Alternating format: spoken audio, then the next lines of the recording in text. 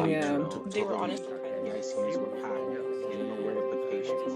France, same thing. I remember sort of the calm before the storm. It felt like, oh, we've got like a week or two that we get to sit around at home, not realizing that it was going to be 2-3 years of sitting around at home and eventually being miserable with it. My grandmother, Olga Gorekis, she died during that first month of the pandemic. You know, it was a very hard piece of news for the family to take. I remember caring for patients who were on their last breath and they didn't have access to family members to be next to them.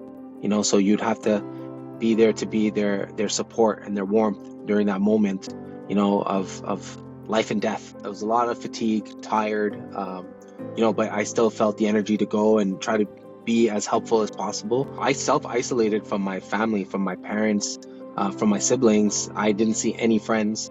I just kept myself in my own little space. I was midway through my second to last year of high school. And even just like at the time, a lot of us were working, right? I was working in a grocery store, going to work with the mask, the goggles, the gloves, the whole like 9 yards. We work from home and it's not that efficient for work, and the kids have to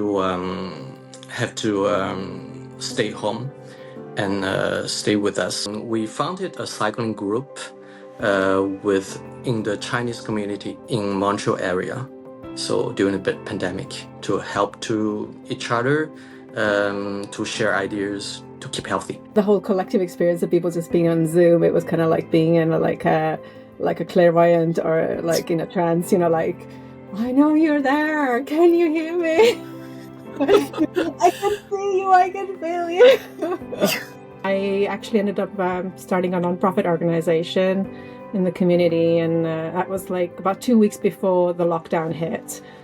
And really to help people initially with getting grocery shopping and delivery for anyone who was sick, or mostly seniors. There's a certain amount of nostalgia, I guess, when you look back at these moments, but there's a lot of appreciation thanks to the pandemic.